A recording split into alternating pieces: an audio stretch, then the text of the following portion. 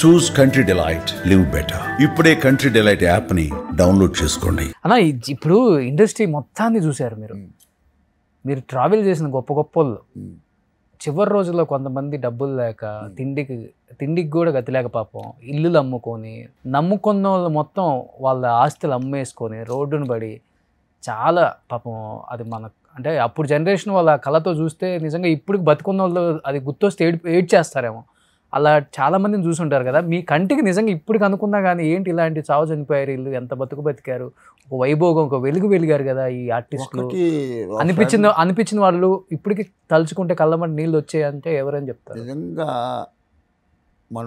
నేను చూసా నాగయ్య గారు, నేను చూసా నాగయ్య గారు, మన సావిత్రి గారిని చూసాం. సావిత్రి గారితో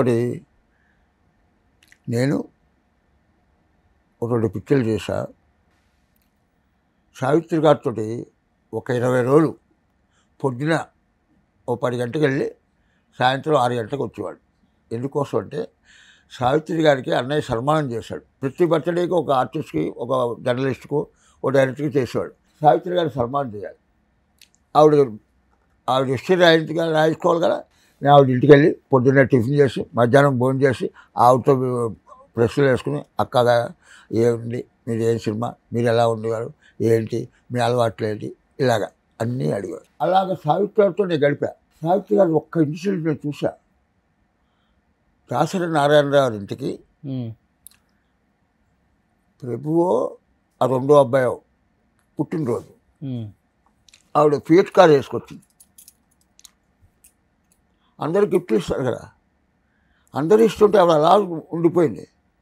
ఏం గిఫ్ట్ తేలేదు. మెల్ల గొలుసు అబ్బాయికి వేసి వెళ్ళిపోయింది. ఆవిడ అన్నయ్య సన్మానం చేసినప్పుడు సతీష్ వాళ్ళ అబ్బాయి పేరు. ఆ అబ్బాయి మేము ఏం చేసాము, హైదరాబాద్లో షూటింగ్ నుంచి మద్రాసులో దిగినప్పుడు మా ఫారిన్ కార్లు వేసుకుని 2 ఫియట్లు వేసుకుని ఆమెను రిసీవ్ చేసుకోవడం మా చెల్లాయిలు అందరూ దండేసి బొట్టు పెట్టి చీర పెట్టి తీసుకురావాలి.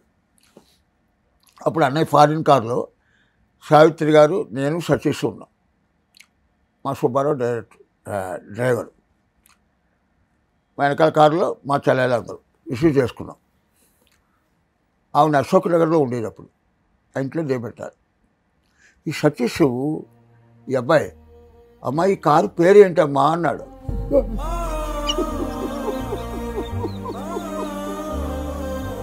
ఏడ్చేస్తుంది.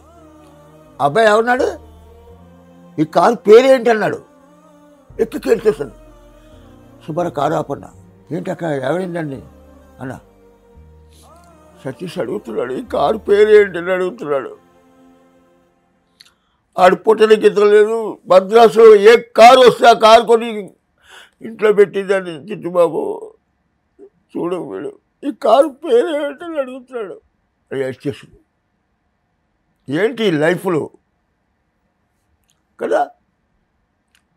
అందుకనే డబ్బు లేకపోవచ్చు, వాళ్ళ కీర్తి, వాళ్ళ టాలెంటు, సినిమాని అక్షరాలు 3 అక్షరాలు బతుకున్నంత కాలం నాగయ్య గారు అవచ్చు, సావిత్రి గారు అవచ్చు, అందరూ బతుకుతారు, రాజుబాబు అవచ్చు. డబ్బే ఉంది, డబ్బే ఎవడు పట్టుకెళ్తున్నాడు, ఎక్కడి నుంచి ఈ బిల్డింగ్లన్నీ పట్టుకెళ్తున్నాడు. ఇది కారు నాది, ఈ బిల్డింగ్ నాది, ఈ బంగారం నాది, ఆ పొలాలన్నీ నామన్నాడు. ఎవడు పట్టుకెళ్తున్నాడు చెప్పు. నేను ఒకరోజు పడుకున్నా రోషన్, మంచం మీద పడుకున్నా. రీసెంట్గా నేను ఒక 5 నెలల క్రితం. ఈ ప్లాటు నాది, ₹1 కోటి ప్లాటు. దీని మీద ₹1 లోన్ లేదు. డాక్యుమెంట్స్ బీరువాలో ఉన్నాయి. కింద వోల్క్స్వ్యాగన్ కారు నాది. ఈ బంగారం అంతా నాది. పిల్లకి పెళ్లి చేశా. డాడీ నాకు ₹1,00,000 కావాలంటే మా అమ్మాయి స్టేజ్. ఇప్పుడు నీకు 5 లక్షలు కావాలని స్టేజ్. మా అల్లుడు కొడుకులు అంటాడు. అల్లుడు అంటాడు, నన్ను కొడుకు అనుకున్నారుగా, మీకేం కావాలి చేయండి, మీ అమ్మాయిని చదివించి పెళ్లి చేశారుగా, నా పిల్లల్ని నేను చదివించుకుంటా, మీకు హాయిగా ఎంజాయ్ చేయండి, మీకేం కావాల్సింది అన్నాడు. ఆ స్టేజ్లో ఉన్నారు. ఇలా అనుకుంటూ నాకేం లోటు లేదు బాబా, నాకేం ఉంటు, ఇంకా నా కోరికలు లేవు. నీకు చెప్తున్నా, నవ్వుతూ అడుగుతున్నా, పడుకున్నాం పట్టుకెళ్ళిపో. ఈ చేత్తో 5 బాబా గుళ్ళు కట్టా, ప్రతిష్ఠ చేశా. నవ్వుతున్నా అడుగుతున్నా, పడుకుపో అనుకుని ఇది ఉన్నప్పుడు నాకేంటి బెంగ అనుకున్నా. నువ్వు నమ్మవు. ఇచ్చిన 5 minutes పిచ్చిన వెరీ ఏంట్రా నీది? ఇల్లు నీదా? కింద కాదు నీదా? ఈ బంగారం నీదా? నీతో కూడా వచ్చేది నీదిరా. ఈ ఉంగరం కూడా రాకపోతే సబ్బు పెట్టి తీసేస్తారు. ఇక్కడ నీదేది కాదు. నీ ఉన్నంతకాలం నీదని భ్రమతో బతుకుతున్నావురా. అంతే కదా. ఇవాళ సావిత్రి గారిని మనం అందరం తలుచుకుంటే ఎలా ఉంది మనకి? అలా చూసిన సావిత్రమ్మని చనిపోయిన తర్వాత వెళ్ళారా? అంటే చనిపోక ముందు చూడటానికి ముందర చూసా. ఎలా ఉన్నారు అప్పుడు అసలు అమ్మ? అప్పుడు బాగా బక్క అయిపోయారు. ఒక మాట, నేను షూటింగ్కి వెళ్ళా. నేను ఆ పిక్చర్లో నేను చేయట్లే, నేను వెళ్ళా. ఆవిడ అలాగే పలకరింపు. మా అన్నయ్య నిజంగా ఓ తమ్ముడు అన్నట్టు. అందుకనే సినిమా ఇండస్ట్రీ మొత్తం, తమిళ ఇండస్ట్రీ, తెలుగు ఇండస్ట్రీ చేయలేని పని రాజుబాబు చేశాడు సావిత్రికి. ఒక బంగారము కూర్చోబెట్టి, బంగారం కడి వేసి, బంగారం జపాన్ నుంచి తెచ్చాడు గొడుగు వేసి, ఆవిడ కూర్చోబెడితే పువ్వులు పైనుంచి వాణిమాల్లో మొత్తం లేదు, గంపలతో పువ్వులు వేస్తుంటే ఇంత దాకా కుర్చీకి ఇక్కడ దాకా పువ్వులు ఇలా ఉండేవిడ.